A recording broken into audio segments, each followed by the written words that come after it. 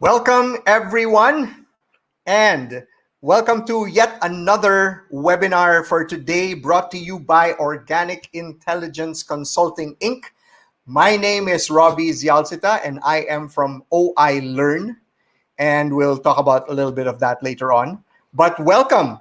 If you are tuning in from our Facebook Live page, welcome, welcome, welcome. And for those of you who are watching us live on YouTube, welcome, welcome, welcome as well. Thank you for tuning in, and thank you for always being a part of our series of webinars that we bring to your homes every month.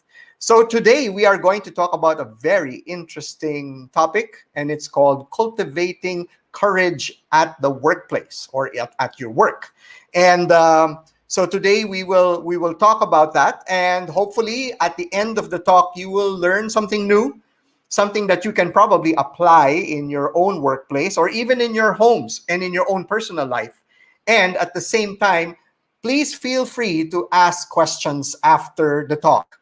And we'll have a lot of time for that, and or we'll give time for your questions, and we'll do our best to answer all the questions that you field in the comment section in this Facebook Live session. And for those of you who are on YouTube, we will do our best also. Please put in your questions in the comment section at the bottom of the video. So while we are here, let me give you a brief introduction of who we are, because I mentioned that this is brought to you by Organic Intelligence, right? So just to give you an idea of who we are Organic Intelligence, and we are essentially a marketing communications think tank.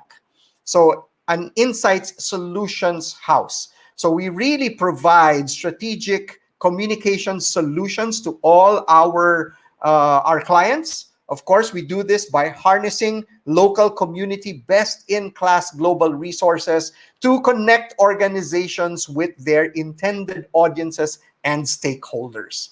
How do we do this? We do this with a host of our competencies. The first of them being marketing communications, wherein we do brand and people marketing planning, we do communications planning, we do design thinking, and also we do data design and visualization and branding. Another competency that OI has is organic intelligence, market intelligence, which is really all about qualitative and quantitative research, online, on-ground, channel-specific research, digital financial audit, ethnographic and experiential, and of course, new models of research.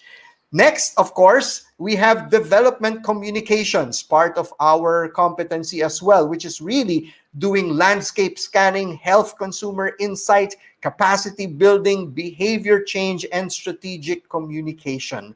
And the last of our competencies for now is organic intelligence people development, where I belong. And we do organizational development, training, and workshops, which I will showcase later at the end, of course, of this webinar, and coaching. So let's move on. This is our portfolio of clients, and we have worked with almost all industries, from telcos to fast-moving consumer goods, food for development organizations. We do products and services as well. So we have worked with a host of different clients and returning clients as well, for all ranging from all competencies. All right. So, and to do this, we also have strategic partnerships with certain agencies. The first, of course, would be Expedio, which is really events and experiential marketing. We have Public, which is all about PR. We have This Side Up, which is really multimedia content and a production house. We have Pocket Mentor, which is a digital learning platform. I'll talk about it a little later. And we have Digital Communications, which is Shift. So we have these partners. Of course, we have brand channels as well, and brand channels being our community activation and on-ground communications. So these are the host of partners that we work with to give our clients the best that they need from us, and whatever it is, we can deliver. And of course, we have other strategic partnerships. We have SOMAR, which is really a marketing research arm based in Europe. We are aligned also with MORES. We are also with the DOST PCHRD, which is actually the Philippine Council for Health Research and Development. So we are working also, we have a strategic alliance with them. We are also strategically partnered at the Neo Business Resource Center, or BRC. We also have PhilGEPS. We are a member of PhilGEPS, which is a centralized electronic portal that serves as the primary and definitive source of information on government procurement. And last but not the least, we are also partners with Pocket Mentor. So Pocket Mentor is a learning platform, an online learning platform, where we house videos and training videos or videos about almost anything under the sun. And you can get it straight from esteemed mentors, well-known mentors, for example, people like Francis Kong. And you can get that on Pocket Mentor. And this is really to help inspire and motivate Filipinos to lead purposeful lives. So with that being said, let's go ahead and start with our webinar. And just to introduce our speaker for today, no, it's not me. Okay, just to introduce our speaker for today. Our speaker for today is Sarah Ramos, a very good friend of mine, and we actually work together in organic intelligence, people development. And she has she started her career in the academe as a teacher, where she found her love for teaching and for helping people learn.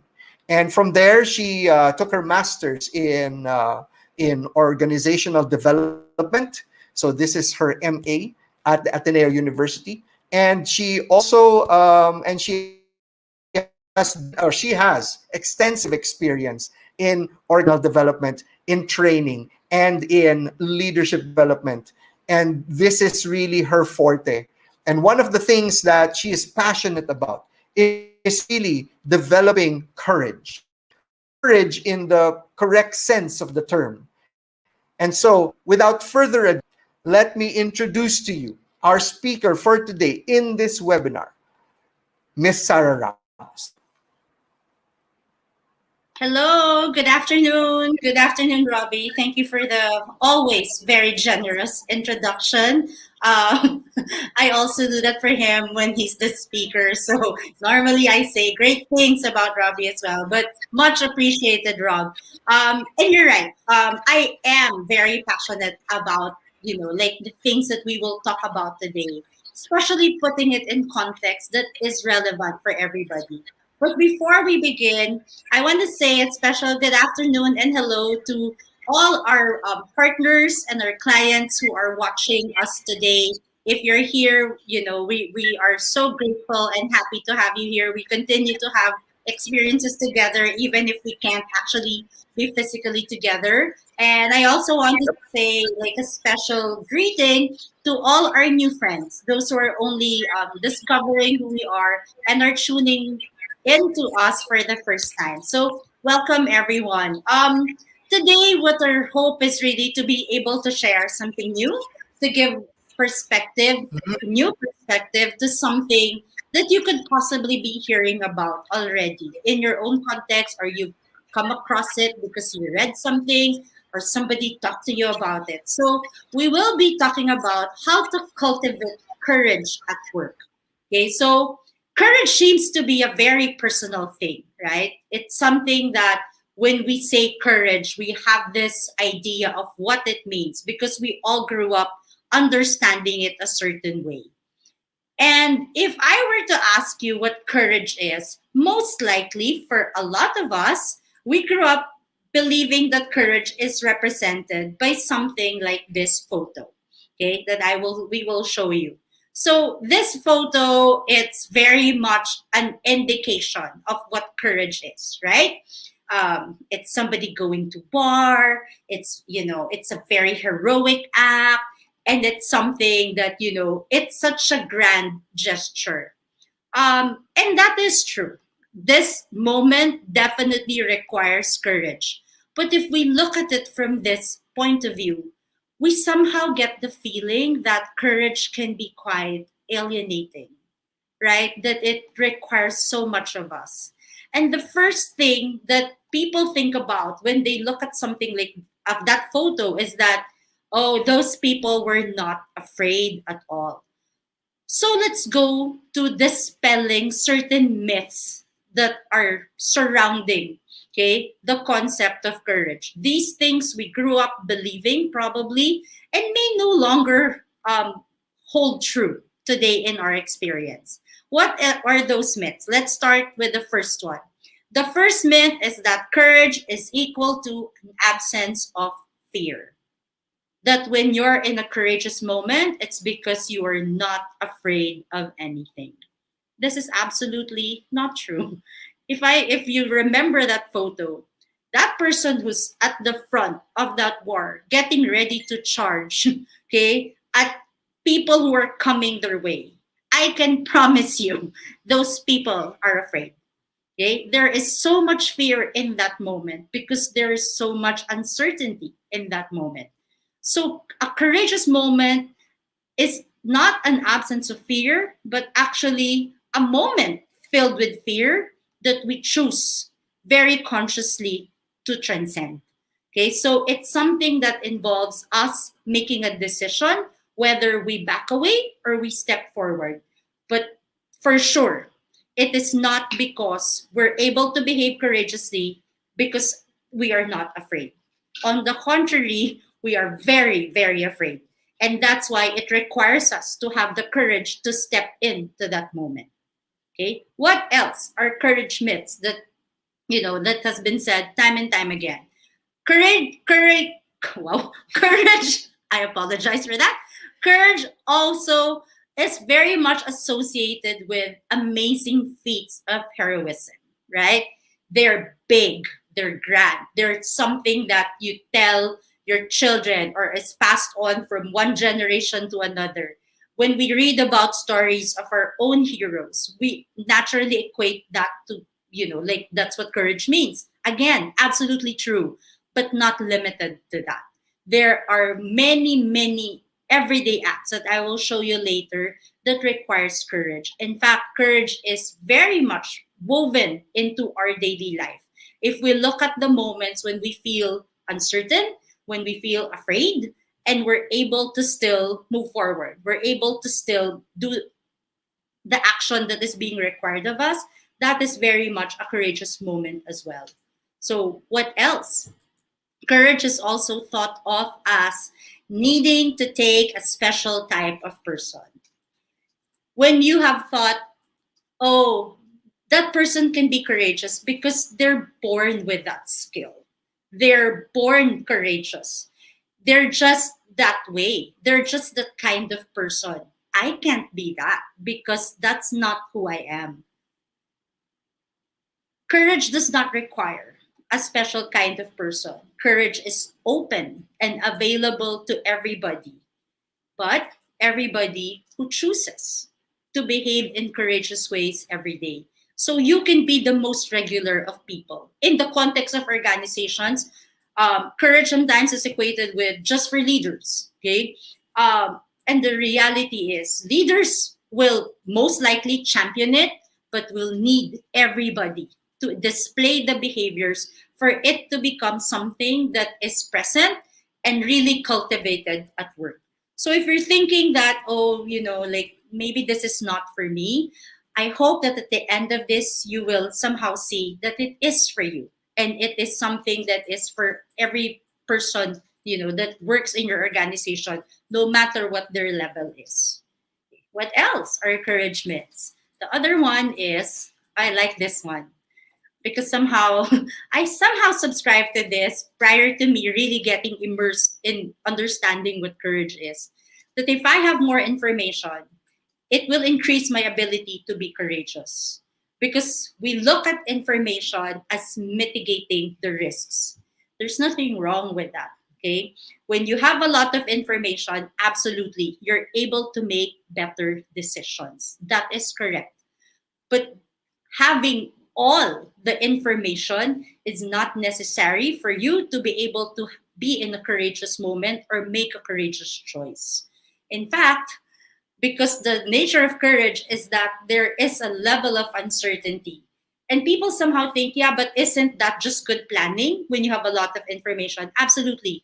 But I'm sure if you're listening to me, you also know that even if you have planned to the best of your abilities, dotted all the I's, crossed all the T's, somehow there's still things that are beyond your control, things that, we cannot manage. And we don't have that kind of information to manage. So we just step in anyway. So while it can make the planning better, it doesn't actually make you more courageous. The more courageous acts come from, even if you don't know everything, you will still, like take a chance. Okay. And the last one that can be a myth when it comes to courage is people's um, position when it comes to their belief. Okay. So when we say there's a stubborn stance on beliefs, okay, it simply means that we insist that we are always right. Okay. When people tell us, oh, that's probably not, um, that's not what I'm saying, or maybe look at it from a different way. And our position is, no, absolutely. I am courageous because I'm taking a stand, and this is what I want, and this is what I believe in, which is great. Again, don't get me wrong that having your own sets of beliefs is a bad thing. It just gets to a point where how willing are we, okay, to listen to another person? How willing are we to engage in dialogue? How willing are we to take into consideration another person's position? Acknowledging that while, we have our own beliefs, another person might have their own too. And in those conversations, the goal is really not for you to change your mind. The goal is really simply to listen to another person, to accept that, you know what, it's okay. We could be different, but I respect you and I agree with you. So courage is actually knowing and adjusting and listening as well. Okay, so if those things are courage, and I go back to the photo earlier, you can tell that it doesn't have to be a big moment, right? Because if it can be done by anybody, if it doesn't mean that I have to have all the information, if it means that I just have to listen to another person, oh, a courageous moment means I'm okay, even if I am still afraid, right? The photo that can pop in our head might not be grand gestures because the truth is in our everyday life, especially in these past few weeks, courage is very much woven into our day to day. What do I mean by that? The photos that I want you to think about when it comes to courage are photos like this, okay, of a coworker or of yourself who still logs in every day to calls, who still gives the deliverables, who still, like puts in the work that is necessary. There's a lot of courage, of course, from our frontliners, okay? From them showing up every day to work at the risk of their own safety. If you're the one who goes out on errands, so much courage there, okay? Because you're putting yourself at risk. There is risk involved. There is a lot of uncertainty when you go out, okay? At the core of it, it's really just when we show up. When we show up day to day in, day out for life. Even if we're not sure, even if we don't have all the information, and they don't have to be grand gestures. There are many times, especially again these past few weeks, when I'm sure you can all relate to the feeling of it's just getting harder and harder, right? To be able to focus, to be able to still give what is being asked for, to still be present, actually to care about another person, to be curious, involved, to participate. It hasn't been easy, and I speak for myself. And I've spoken to a lot of people. It seems to be a very shared experience. The past weeks have not been easy, but when we still show up, the fact that you're like tuning in to this, right, and we're still trying to somehow carve some level of normalcy in our lives is a very very courageous act. So these are all representations that courage is actually very much an everyday thing. But when we look at courage, there are certain things I want you to remember so that when you look at it from the perspective of work, it becomes something that is attainable. So, what are those? The first that we want to highlight is that courage is a skill. Okay. There are many skills that people have, right? From wanting to learn how to play sport, um, like learning how to use a new gadget, a new app, learning how to play an instrument. These are all skills that, like we build, and courage is just like that. So, what does that mean? At its core, courage can be learned. It is not something that's inborn to people. Everybody is born with a potential to be courageous. Definitely not limited to a select few or only to those people in higher level of positions in an organization. It is open, available to everybody who is willing to learn it. Okay. And that's a very big condition because the biggest thing that will stop you from learning courage or for that matter, any other skill is the mindset that thinks, I'm actually fine where I am. Or in Tagalog, ganito na ako eh. I'm just like this. I'm like this already. I'm so set in my ways. I'm used to doing things a certain way. That doesn't feel comfortable for me. Okay? Every time we have those barriers, then we also put that barrier in terms of learning something new. And courage can be learned. That's why we're here today. Okay? What else do I want you to remember about courage? Courage is influential. If I go back to photos or situations where people had to do a courageous act, okay? Or when you're observing somebody in that moment and you know that as hard as it is for them, as full of fear that they could be feeling in that moment, right? And they still move forward, and you watch that, you draw inspiration from that. We draw inspiration from people who are still putting in the work of every day, of the day to day, no matter how tired they are or no matter how discouraged they can be. So it is influential because the behavior we have affects other people. And remember, this is not limited to courage alone. All behavior is influential. All kinds of behavior impact another person. The question that we really ask ourselves is, how am I impacting another person? How am I influencing another person? When people look at me, what is it that I want them to remember? What is it that I want them to take away? So that when they see me, they see something that hopefully inspires them to behave in the same way. Okay, so it is absolutely influential and it has impact for other people. Okay, what else? Courage is very much about being authentic. And this is something so important, right? When we say being authentic, what does that mean?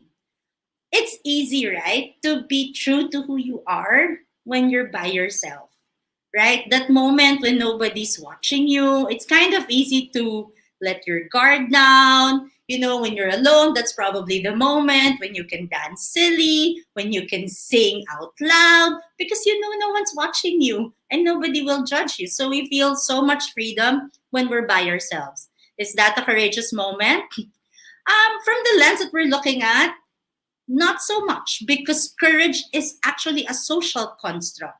When a demand is being put on us to still display those behaviors, to still have that mindset of being true to who we are, even when other people are watching, then it becomes a courageous moment, right?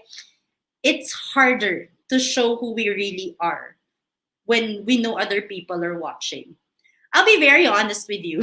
I will before when we were preparing for this webinar, and we were still backstage. I was telling my coworkers and my partners, it feels so weird to be putting on like looking presentable, putting on makeup and all of those things because this is not something that I've done in a long while because I've just been alone, right? So would it have been a courageous moment to show up here barefaced? I think so, but maybe that can be for the next time we see each other. Why? Probably because I feel like there's still a certain expectation. But that's not to say that this is not who I am, right? It's just an adding another layer to who I really am. When we talk about being authentic, it's really about, do I say what's on my mind? Or do I just agree with other people because I feel like they would judge me? Okay? Being authentic is about accepting that there are things that we are good at and things where we will struggle in. So it's very much awareness of what are my strengths, what are my weaknesses, what are the things that I can never do, okay? And what are the things that I actually can grow in, right? So it's acknowledging that I will never ever get to a state of I'm perfect, okay? Ever. But I know that I am worthy. I know that I have something to contribute. And that's what I will bring when I come to the table and I engage with other people. So, courage is all about this is who I am. This is what I bring. I have faults, I have weaknesses, I have mistakes, but I'm here to learn and I'm here to grow with anybody who's willing to do that with me. Okay? The next now, if you're thinking about, okay, great, all those things about courage make sense. But how do I now relate that to a team at work and why does it matter? Several years ago, I believe in 2015, if I'm not mistaken, or 2016, Google had a study called Project Aristotle. So this was a follow up to their study about what makes great leaders. So Project Aristotle was a study that looked at what makes a great team. Okay, so they were looking at an effective team. So what does that mean when they say effective? It means a team that was producing results, but also really on an interpersonal basis, really got along. So that's what made a perfect team. For this study, Google all of a few years, 2 years, hundreds of teams, thousands of employees. Okay, and when they looked at, they asked the question, "What makes a perfect team?" The number one thing that they found to make a perfect team is the concept of psychological safety. When I first came across this, I was like, what's that? What's psychological safety? That's so interesting for me, who's a psych graduate. And I was like not familiar, about this concept because, my psych was many, many years ago. So I thought, what is this new thing that they are talking about? So psychological safety was really defined by a professor in Harvard. I apologize. Her name escapes me at the moment. I can get that to you later on, towards the end of the session. But she was the one who really talked about this. And she described it as psychological safety is a shared belief held by members of a team that the team is safe for interpersonal risk taking. There are several elements here, but what I want to highlight is one, it is a shared belief. Okay? It is not something that only some people think is true and other people disagree. In one team, they all agree. Yeah, absolutely. We all believe that. Okay? And the belief is it is safe here for interpersonal risk taking. What does that mean? Okay? It means I can be who I am here. Most importantly, when they did the study, the main finding was I can make mistakes in this team and I will not be blamed for it. And that was a big thing that cut across all the successful teams that they could take a risk, okay, in terms of being who they are. They could step into their authentic self. They could make mistakes, they could ask questions. And how does that now relate to courage? Because courage is very much a virtue that is needed for psychological safety. If we want to build psychological safety in our organizations, the virtue that underpins that, the competence that underpins that is really courage. Okay, so if we want to build this, okay, and I'm sure for all of you who are listening here, you want to be able to build an effective team. Small team, big team, whole organization. This is something we all want because what we want are still the results, right? But we want to understand how do we get to that. And this is one way. So courage becomes such a huge building block for building a team because this is something that already, according to research, people need. But a lot of the time, there are so many things that still get in the way of building courage. We'll run through a few of those.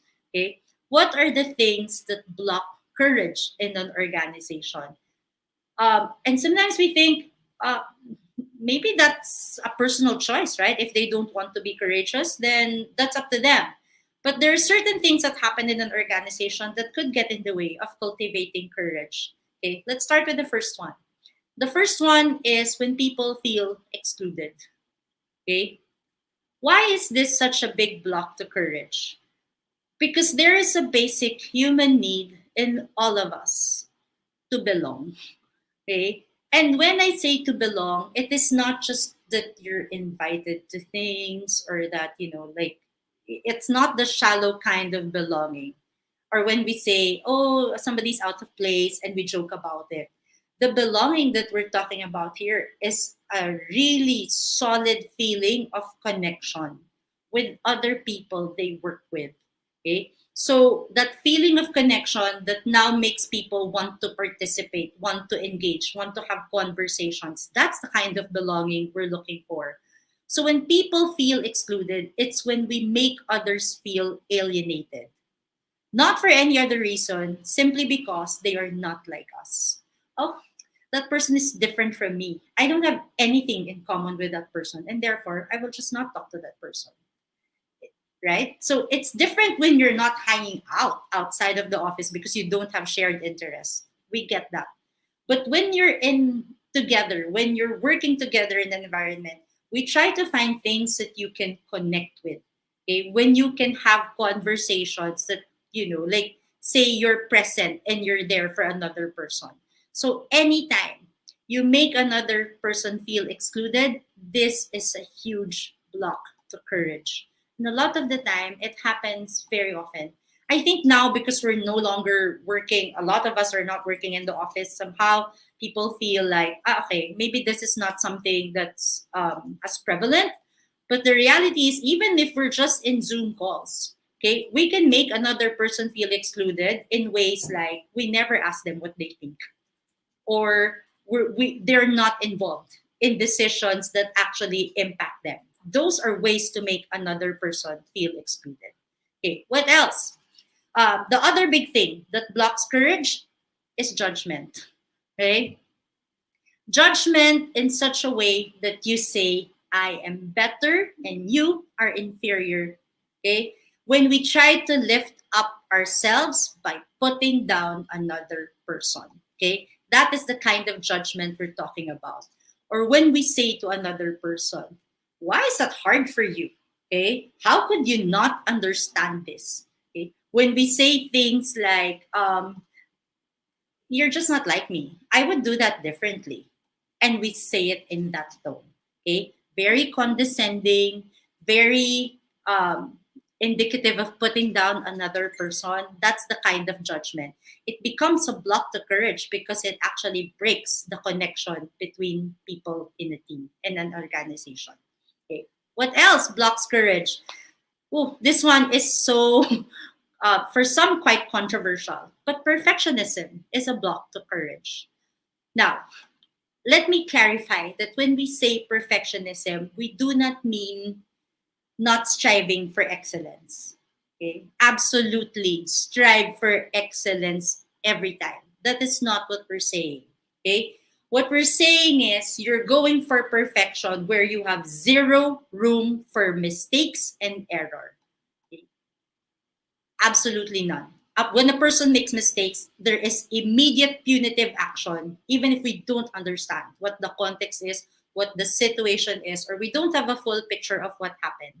So we're not allowing room for people just, to make an error, right? That is a big block to courage because that will kill creativity, that will kill innovation. Imagine if you're working in a space where you always have to be perfect. Wouldn't you feel like you're always walking on eggshells? There's no comfort there at all. You're always scared that you'll be judged. You're always scared that you're trying to prove yourself. And that's a very difficult way to live. Okay, so we're not promoting mediocre work, but we are also saying that we cannot expect people to be perfect because the reality is nobody is, right? We will all make mistakes. Failure is an absolute certainty in life. So no matter how well we plan, there could be things that will go wrong. Maybe not every single time, but there will be times when mistakes will be made. And the question we ask ourselves is how do we respond to situations like that? Okay. And that is something that really requires a lot of courage from our part. The next and the last thing that blocks courage is blaming another person. Okay. When we say blaming, we mean when you're going for character and not for the action. It's very different when the feedback you're giving another person is actionable and sticking to the facts of the matter, meaning what went wrong, okay, this is how this could have been done differently. Maybe if you had done it this way, you would have gotten a different result. That's actionable feedback. When you're blaming, you're telling another person, this is all your fault. This is your fault. Something is wrong with you. You're just really not a good person. Or you ask this person rhetorical questions. How could you? How could you? Right? There's no answer to that. I don't know. The person feels bad enough, right? And we're now stacking another level of making that person feel smaller than they already feel. Again, huge block to courage because why? Breaks disconnection, breaks trust. Okay, it makes people feel like they cannot make any kind of mistake, and there's no space for understanding. Okay, now, but what we want to focus on really is if those are the things that block courage, then what are the things that cultivate it? How can we make it grow? And I really like the word cultivate because It says we need to put in the time. If you're into plants, I know there are a lot of you plantitas and plantitas out there, right? We cultivate plants. Everything takes time to build. So the expectation here is not one go, we do something and then, okay, we send people out and then they're courageous. We can't like tell them just the facts without making them understand the reasons behind it. Okay, so what are the things that we can do that can cultivate courage, or what are the things, behaviors or concepts that build courage? The first one, very important, is inclusivity. Okay, inclusivity is not saying to another person, yeah, okay, I'm just like you. Okay, the reality is we are all different. But when we make space for those differences between us, then that's when we are inclusive. We're inclusive when it comes to a lot of the things that people get alienated for, whether their gender, whether their physical capability, the way they look, the way they talk, what part of the Philippines they're from. Okay, so there are a lot of things where we can make a person feel um, excluded. But when we welcome them and we tell them, yeah, you know what, it doesn't matter. If that's who you are, that's who you are. We treat you with respect. There's some, sadly, organizations who say, no, absolutely, we're very inclusive. But when you drill down certain policies and you review it, you understand that maybe not yet. We're not yet there, right? Inclusivity is all about respect. Respect that people are different, respecting that I may not always agree with you, but that doesn't mean you don't have a space in this organization. Okay, we'll make space. I'll move aside. Sit down here with me on this table and let's have that conversation. That conversation can mean that you will still disagree, but at least you gave that person the space to be who they are as well. Okay. What else can cultivate courage? The second one is just an openness to ideas. New ideas that can be learned, new ideas that can be promoted. So when we're talking about new ideas, it's just listen to people, right? Ask them what they think. What's your take on this?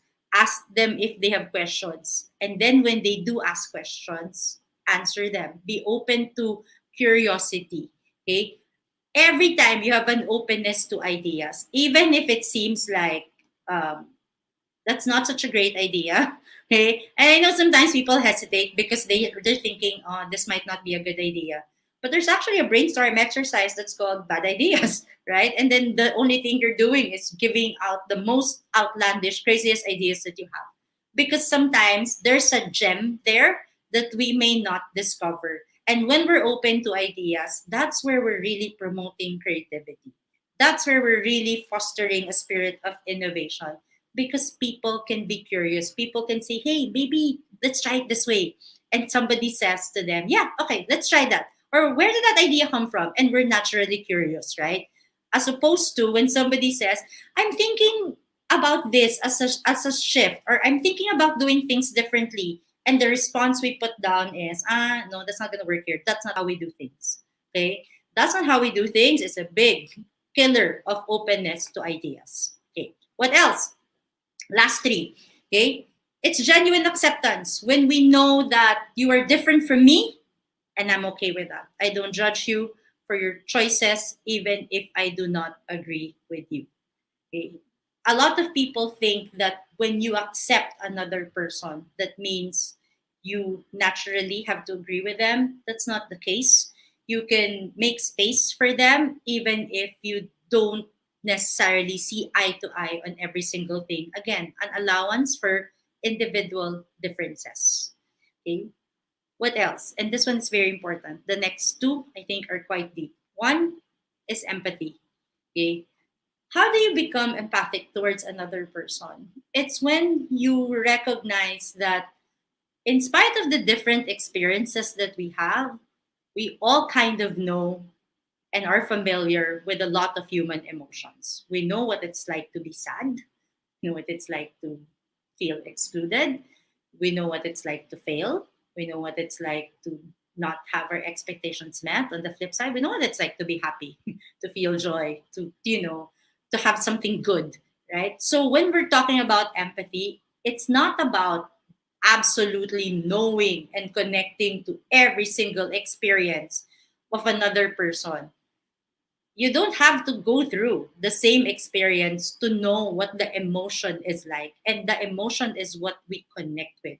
Okay, when another person tells us, I felt a little sad about, like missing the target, or I felt a little sad that we didn't get that particular pitch, or we didn't win that particular proposal. We know what that's like. Okay, and we can just tell another person, yeah, I know what it's like when you don't get something that you worked so hard for, right? We don't have to come up with a solution. Sometimes the question that we ask is there anything I can do for you? And if the person says, yeah, can you just stay with me for a little while? Then we do that. But it's also empathy when we listen to what the other person needs. If a person tells us, I really just want to be by myself, then we also respect that, and we don't say no, but you'll feel better if you're around other people.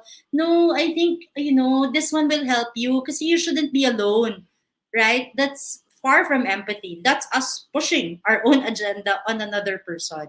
So empathy is really about when we understand what the person is going through, we make ourselves available to respond in such a way that we give them what it is that they need from us.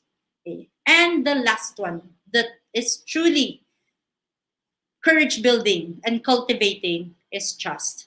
I will tell you that if you're inclusive, if you're open to new ideas, if you have genuine acceptance and you display empathy, those are all trust building things, activities, events, actions. Okay? All of those, if you do that, will build trust in you. Trust is all about, like if you're the person who made a mistake, to own up to it and not to say, but it's the fault of the other person, because they didn't do their part. Okay? It's about you saying, no, this is my part, and I will be honest about it, and I forgot, or I missed it, or I overlooked it. Okay? Trust is also being there, okay, being present, being available to another person. It is when we are true to our word, okay, when we say we will do something and we do it. Okay, so this is really such an overview of courage. I'll tell you that prior to us doing this webinar, my main struggle was, oh gosh, we have like 30, 40 minutes to talk about something that usually takes us 2 days to talk about. So is this everything? Absolutely not. We are just scratching the surface of what courage is given the time that we have. But I hope that, you are walking away with something new and something different. And before we end and go to your questions, which I know there are several, we want to leave you with this, okay? With this particular quote from Richard Branson, who said, courage is what it takes to stand up and speak, and courage is also what it takes to sit down and listen. And our hope is that because of this, you can have new conversations with the people in your team that pushes you to a courageous direction, to a place where you want to go. Okay, so I'll stop here. Thank you for like listening. And I always like feel like, oh, I just talk like by myself, but I know you're out there. And I think I'll bring back Robbie as I like read through your questions that are now coming in, and I'm being made aware of them. Rob. Thank you so much, Sarah. And well, we come to the point of our question and answer portion. But before we try to list down all the, I mean, in the back end, we're trying to list down and type up all the questions that have been coming in, just to probably give you a brief overview of what people development in organic intelligence looks like. And really, many of our services here right now is really about organizational development. This just one of the three pillars that we have in people development, and it really focuses on building an organization's identity and culture. So the way we do that is really through consultancy, through org purpose discovery, when we try to look at the organization's why, Okay, and then we go to strategy and action planning, branding and ideation, employee engagement tools and facilitation, internal communication campaigns, as well as training needs analysis. So we offer this to our clients who also need help with organizational development. The second pillar of people development in organic intelligence is really training and workshop. So we do a lot of trainings and workshops. Some of them really focus on developing individuals to keep them engaged and productive in their workplace. So how do we do that? We do that with skills and mindset building, team buildings and retreats or retreats, communications, workshops on communication, workshops on sales and negotiation, customer service, leadership, learning, of course, learning academy. So we have a whole roadmap for a learning academy for several of our clients already, and we do offer that to other clients. And we have, of course, training the trainers. So if in case it's really something nationwide and you want to have your own trainers cascading many of your workshops, your in-house workshops, then we can help them with that as well. The third pillar is, of course, all about coaching. And in coaching, we try to focus on improving leadership and personal skills, the abilities and confidence of employees so they are capable of stepping up. All right? And that's what we really want. We want people to step up and to make a difference, whether it be in their organization, at home, or in their communities. So we do that by offering executive coaching or one-on-one coaching, team and group coaching as well, and of course, performance coaching to help people do better at what they do, right? So this is something that we offer in people development in organic intelligence, and we're offering it to all of you out there who have yet to experience our whole line of services. So now I will not. I will stop here right now, and we will go proceed now to our Q&A.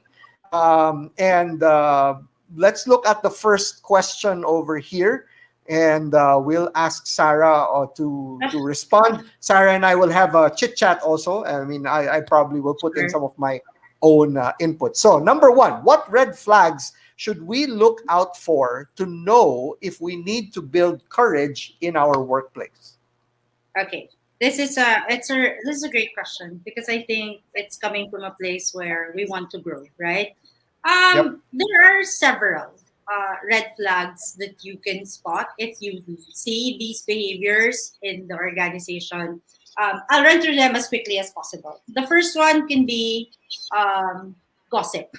When people talk about other people. Now, why is that a red flag? Because that tells you that people are not going to people directly to tell them what it is that needs to be improved or if they have certain things they want to say. Instead, they're talking to other people, and that is never healthy. Again, what we want is to foster a culture of openness. So that does get in the way, and it is a red flag. Um, I know some people are thinking, but that's quite common. I understand that there will always be little pockets of conversations. But when gossip becomes rampant and more standard in terms of behavior, that's the primary channel that people take when it comes to discussing things that should be talked about in a more formal setting. That's when I would call it a red flag. Other things probably like when people feel harassed or bullied. That is also a big red flag coming from the fact that you want people to belong. And when they feel excluded, when they feel judged, when they feel alienated, it is something that is an absolute red flag. So harassment, bullying,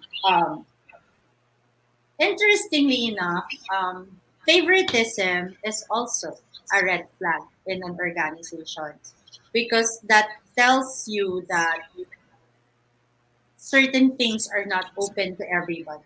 So Mhm. while certain people will belong, certain people won't, right? Yeah. That there are certain privileges extended to a few. And again, it makes people feel like, oh, what do I need to do? Or am I being judged for certain things? Am I not being part of that circle? So leads to a lot of self-doubt and questioning. And on a, I guess, more alarming scale of red flag is when there are actual cover-ups that happen in Mhm. an organization, when people hide things because, let's not tell our clients that. Let's not Right. let people know that we do that. Okay, those are huge. And when you get there, I think there are really big. The flags are like 10 red flags already. Versus if you address them from the level of gossiping and all those things, those are probably one, two red flags, but that escalates severely when you're facing already institutional, departmental cover ups that happen. Right. Yeah. And So those favoritism really goes against inclusivity, no? does. It Yeah. does. Yeah. Yeah. Okay, great. Thank you for Thank that you, question. Sarah. Yes. Any other? Thank you for okay. There. Ah, So how yan I maganda. read the So question, how Robbie. You answered it. How can our managers help their subordinates to become braver? wow. What Okay. can they So do? bakit yung mahirap yung akin? Ganun. So, all right. For our managers, so how can managers help their subordinates? I think the first thing that comes to mind is to really walk the talk. If we want our subordinates or our teammates to act courageously, then we should be the first ones to show courage to others by being inclusive, by being what they call loyal to the absent. I think by opposing all the red flags that you mentioned a while ago, the manager should be the first one to note that, to know about it, and to do something about it, Yeah. so that it's nipped in the bud. I think that's one of the ways. What are your thoughts as well, Sar? I'll add to, well, essentially what is solid modeling behavior, right? Mhm. The Yep. other way that managers can help their subordinates is really just to listen. I Mhm. know we hear this a lot, Yeah. just listen to people. But a lot of time, when we sit down with somebody, it's also good to calibrate our intentions when we sit down to listen. Are we listening to defend something? Are we listening with the intention to explain ourselves? Are we Mhm. listening to make another person change their minds? Okay? Because all those things don't really fall under authentic listening. So when we Right. say listening, it's really being in that moment and accepting and respecting what is being said to us. And my experience is people know. People know Mhm. when we're genuinely listening to them versus we're listening because we got some kind of agenda that we want to push. So I guess those are the two very quickest, easiest ways that like managers or leaders can promote courage in the workplace. Walk the talk and listen to your people. Mhm. Okay. Any other? I think we have time Okay. for hopefully other Yeah. questions. Okay. Oh, There's a there, here. question Okay. from me that says, okay, so in relation to courage can be learned, how can you learn this without costing you or other people? Okay. Or your Wow. company a lot. How can you learn courage without ending your career? Oof. Okay. Oh, that's so hard. Okay. I hope, okay, there are several parts to how I will answer this. Okay. First, yes, absolutely. When we say courage can be learned, that is not the sole responsibility of the employee. Mhm. Okay? That is a shared responsibility of everybody in the organization. If there is only one person who chooses to behave courageously because the systems and processes that are instituted do not actually support the behavior, that won't be habituated and learned in a really deep way. I could Yep. try, but if the reaction is, that's not welcome here, I can promise you that that behavior will dissolve.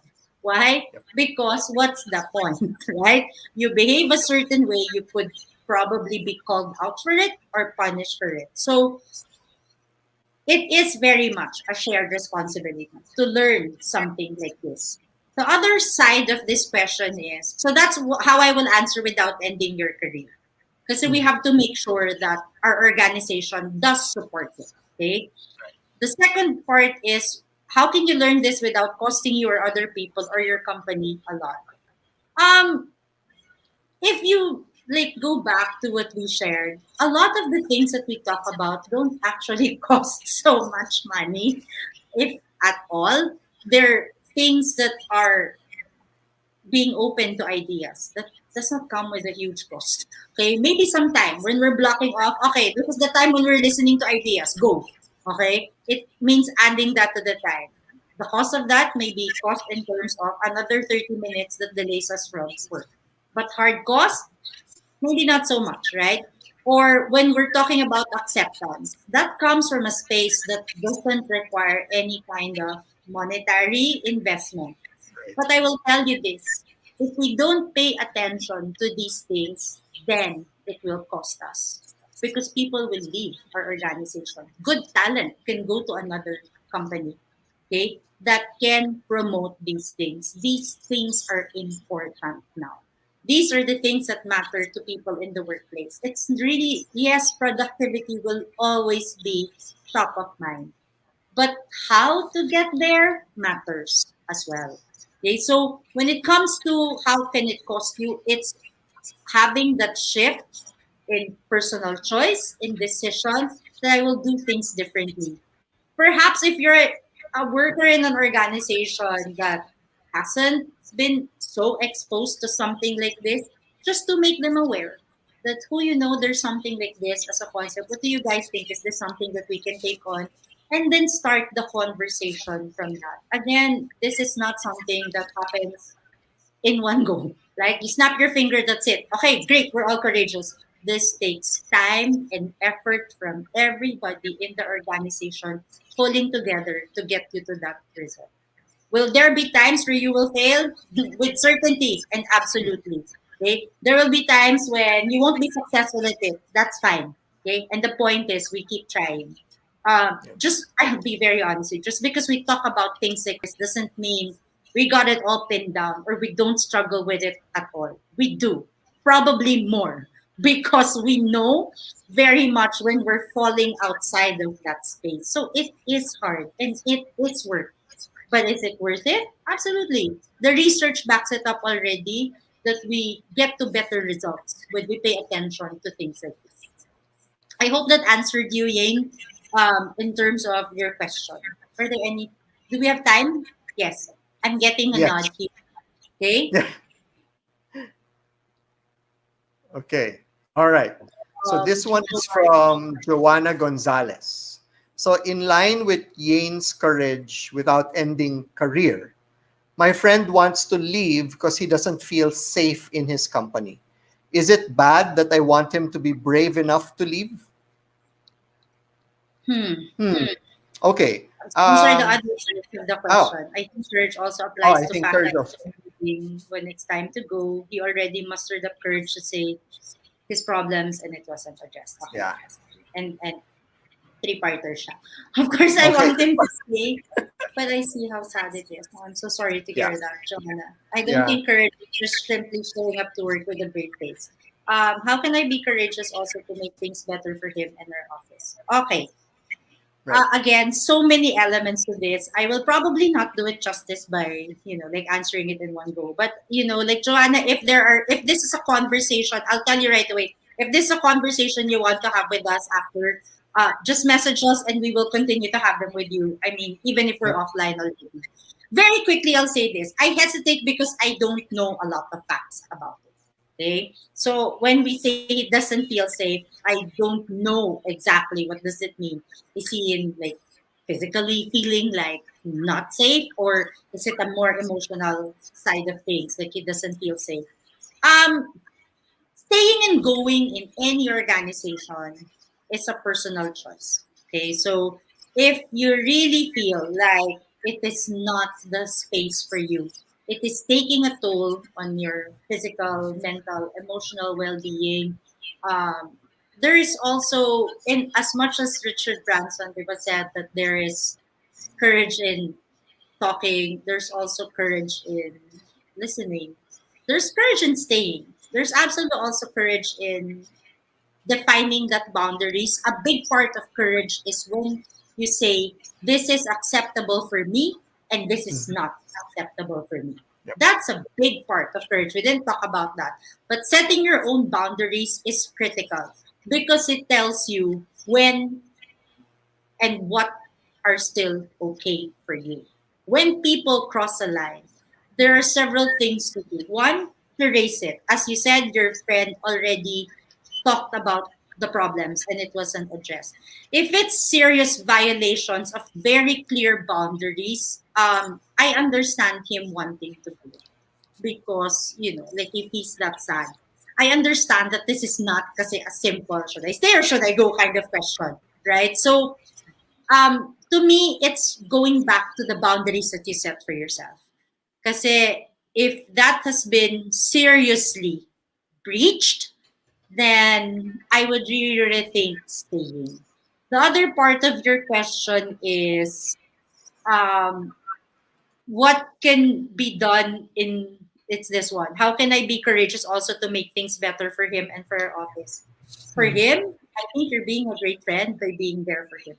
Okay? By listening to what his concerns are, by assuring him that one of the things that work really well is when we assure people that they are enough, they are worthy of being happy in the place that they're working at, that there's absolutely something that they should expect, from being in an organization.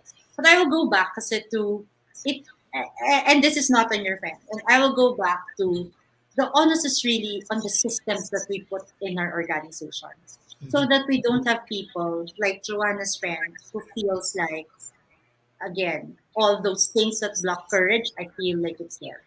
Okay? When they're feeling excluded, they don't feel that kind of empathy. There's a certain level of judgment. You don't feel like you're listened to. It's very hard. Okay, so where to draw that line?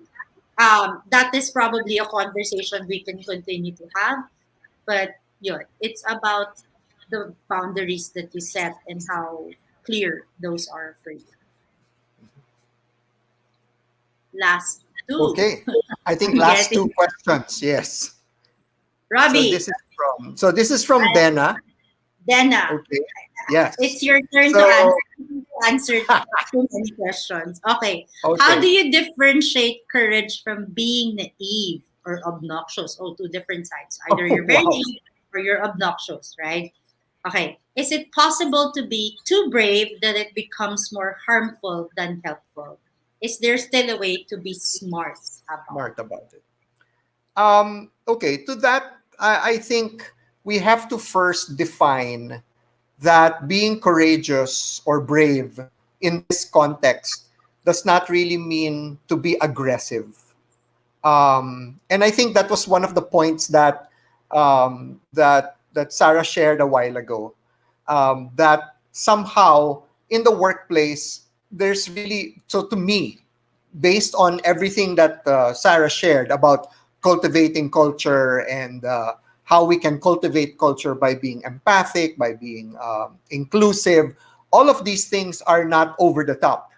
It's something that we can do daily with each other just by making sure that pre-COVID it was easy. We could just go into a pantry together, have meaningful conversations with everyone. And now I guess that's the challenge. How do we be more creative in the way that we engage? But that being said, it doesn't have to be something that is overtly, or how do you say this, loud and proud. It doesn't have to be that. I remember my own experience in terms of gossip, wherein whenever I would attend a meeting, there was one person who would not be there, and that person was always talked about. Until one day I couldn't take it, and I just said, I think if you want to say something to this person and there's something wrong, I think it would be best if you say it to him in his face, because it's not helping the meeting, starting the meeting this way. yeah. And I didn't say it in a way that was obnoxious. I didn't do it in a way that was aggressive. I just asserted myself, and that was the end of it. I didn't say that that was the end of it, that they wouldn't talk to him after the meeting, but at least we didn't start the meetings anymore with gossip. Yeah. um, and, and and and somehow I felt good because it kind of also helped me strengthen my relationships with the people in that meeting. It gave me good friendships from there after that. So yeah, it doesn't have to be something that's obnoxious. I don't know about the naive part. Maybe to be naive would mean that you are excluding yourself from the community, that you're not interested in immersing yourself in the day to day of people. And I think that's something that we should, as workers or colleagues or peers, that we should somehow cultivate in ourselves as well, to be interested in people. I think that's something that should be important, to be interested, and that takes courage as well, to reach out and say, "Hey, how are you doing? Hey, I haven't heard from you in a long time. Is there anything I can do for you? What's up? I'm here." Just saying things like that are very important and very powerful to people nowadays. And that is an act of courage. I mean, it's not in the grandeur of things. You, Sarah, what are your thoughts? Um, I guess there's a part here in Dennis' question that said, "Is there a way to be smart about it or being too brave?" I Mm, think we also have to be very mindful and be quite skilled in terms of how sensitive are we to other people. That's a big part of any kind of courageous behavior.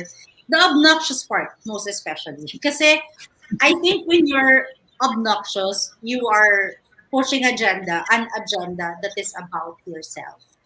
And yep, courage agree. is not about you. It is about other people. It's about being inclusive. Any kind of obnoxious behavior tends to alienate more than include. So when you know that, and come on, you know for yourself what is the intention behind this behavior. Am I trying to make people happy, or am I just drawing attention to myself? So make myself look better, right? So it's really understanding and being sensitive to why am I doing something, okay, so that you are smart about it. To be smart about it, I will dial it back to intention. Why are you Mhm. doing that? Okay? Why are you doing it? What do you get out of it? What do other people get out of it? How do you make other people feel because of what you do? So that's always a call out. Again, courage is very much a social construct. It involves other people. So it can't be something that's just comfortable for you if it's not comfortable for another person. There. That's Yeah. my take on this. I I like hope that. that I like that. I like that you said that courage is a social thing. I think that's what separates it from just being obnoxious yeah. or straightforward or aggressive, right? Right. Thanks. That's a really good input. Okay, there's a build, I think, building trust, and this is a comment. This is more of a comment, I think.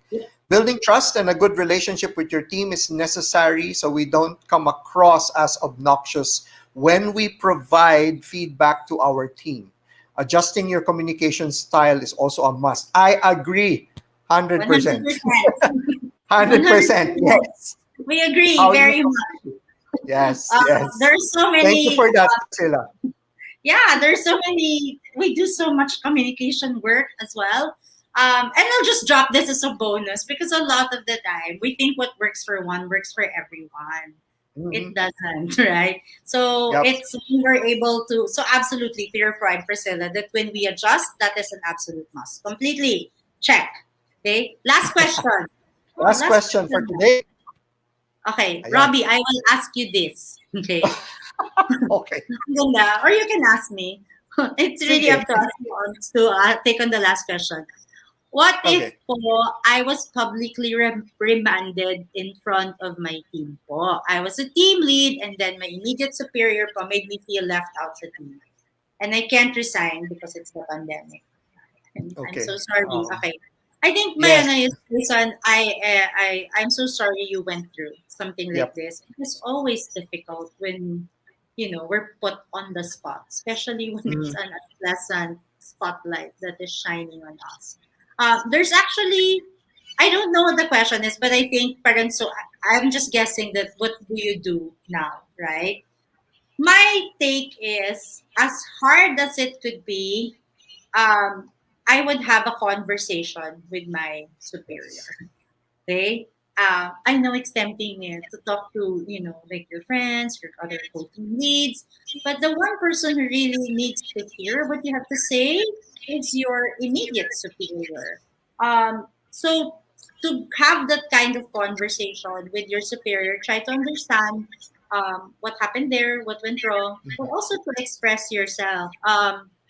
Like it could be, I don't have the context of why you were reprimanded. But example, if, like, meron talagang pagkukulang, if there was something that was missed, okay, we can say, I own up to that. I know that that was something I could do better, and I apologize for it. And while I do welcome the kind of feedback, the feedback that you're giving me, because I know that it's going to make me better, I wish that under those circumstances we could have done it differently. I felt hurt when um, it was done in such a public setting, because it also puts me in a difficult position when it comes to my team. So, it's being able to express yourself, but always, and you've heard this a lot, using those I statements. This is how I feel. This is what I thought. This is what it did to me. Versus, kasi ikaw dapat di mo yun ginawa, or you shouldn't have done that in front of people. Okay, that just puts another person at the defensive. So, it's really go talk to your superior, because my experience is also, if you don't talk right away and you let it simmer there, that somehow gives rise to deeper conflict versus getting it nipped in the bud.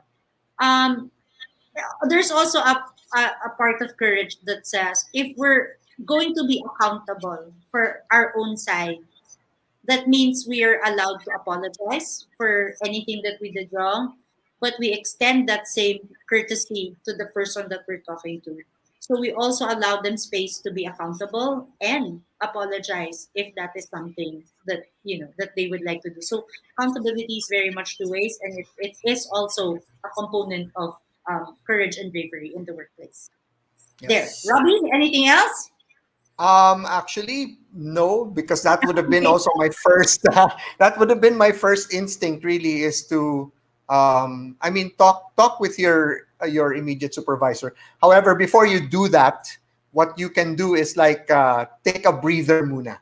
Parang not give it too much time, but give it enough time for you to be able to calm yourself a little bit, so that when you go into that conversation, it's really about how you felt about it, what it did to you, as Sarah mentioned, and using those I statements, so Yep. that your supervisor sees more of what really happened. So yeah. Yeah, I um think I'll just say that we're about to run out of time. But yep. for all of you who are here, there are ways to reach us, and we'll flash it later. If you want to continue on having conversations with us, we're very open to this. Of course, we're limited by the time that we have for the webinar to Mhm. answer all your questions or to really go in depth. And I'm sure there are certain details that we also don't want to put very much out in public. So if you want to do that, please do reach out to us. I think for the last one, there's just a follow up about, there's a thin line between courage and being And tactless. being And I tactless. agree. I agree that there's a thin line. Agree. The thin line is separated by sensitivity and empathy.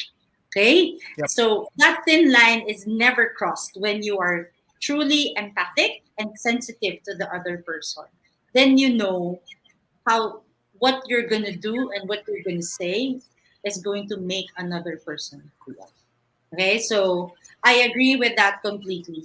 On that note, I think thank you everyone. Rob, thank you for like Yes. for today.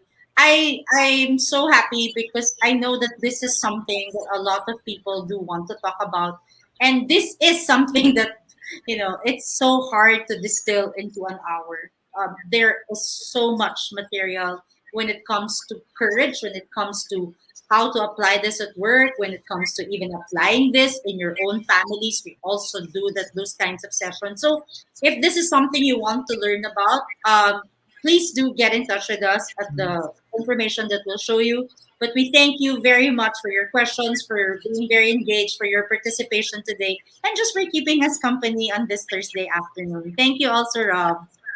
Yes. Thank you so much, Sarah. There were so many things that, listening to it again, is really, really helpful. And guys, if you think that we know this, that we're courageous, my gosh, there's so much more that we can still do. I mean, even though we train this to help other people get through this, we have to remind ourselves also every day acts of courage, and to always remember that we have to be the first examples of that. So yes, thank you so much, Sarah. If you want to learn a little bit more and you want to engage us in terms of learning or having these workshops on courage and any of our other workshops or any of our other pillars that you saw a while ago in terms of organizational development trainings and workshops and coaching, you can send us an email, and it's down there, right there. You can see it at learn@organicintelligence.com.ph.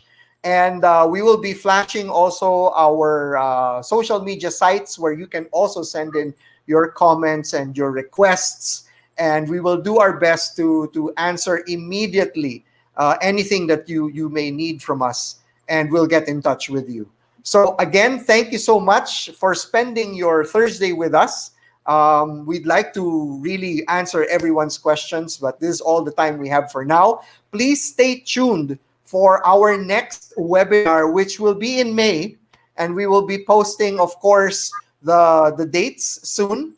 For many of you, you will get emails from us. Yes, and join us again next time for another webinar series here on our Facebook Live page and on our YouTube channel. So again, thank you so much. Thank you, Sarah. Thank you, everybody. And thank you, Jen, who's in the back end right now. And thank you to all our friends who are watching us. And have a good day. Have a good weekend. Thank you. Stay safe.